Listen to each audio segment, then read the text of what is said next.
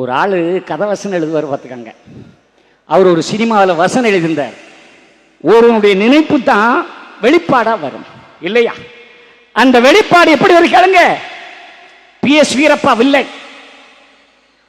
சினிமாவில் மன்னர் காட்டுக்கு போனவரை கடத்தி சோழியை முடிச்சு ஒரு குன்றை கொண்டு அடைச்சிருவான். 3 நாளா மக்கள் மன்னர் மன்னர் மன்னனை காணவில்லை, இனி தளபதியாக நானே மன்னன் என்று ஆட்சி கொண்டுருவான்.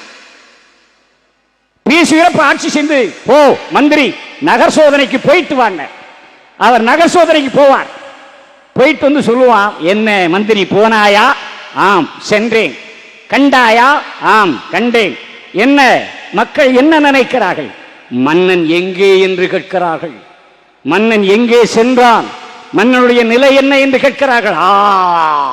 சிந்திக்க ஆரம்பித்து விட்டார்கள். நான் எழுதல வசனம், வசனம் எழுதுறது 2வது. உங்களுக்கு யாருன்னு தெரியும். சினிமாவில் வசனம் எழுதியே வாழ்க்கை ஓட்டுனது யாருன்னு உங்களுக்கு தெரியும். அந்த வசனம் எப்படி தெரியுமா? சிந்திக்க ஆரம்பித்தார். என்ன செய்ய வேண்டும் அண்ணா? சிந்திக்க விடாதே. நாட்டு மக்களை மொத்தமாக சிந்திக்க விடாமல் இருப்பதற்கு என்ன செய்யணும்? மதுக்கடையை தர. கள்ளுக்கடையா? ஆம். மக்கள் மாடும் மக்களும் நாசமாக போகட்டும். இந்த வசனம் அந்த குரூர புத்தியில வந்தே அப்ப அந்த ஆளுக்கு மனசுலயும் அதானே இருக்கும். இப்ப யாராவது சிந்திக்கிறீங்களா? சிந்திக்கிறானா? நாட்டை பத்தி சிந்திக்கிறானா? ஓ பேஸ்புக் வெட்டிட்டானோ, அடுத்த நேரம் வெட்டிட்டாம்பியா. அப்போ மக்கள் சிந்திக்க கூடாது. பெரும்பான்மைகள் சொல்லுங்க. கிறிஸ்துமஸ் அன்னைக்கு டாஸ்மார்க் விற்பனையில ரொம்ப இல்லை.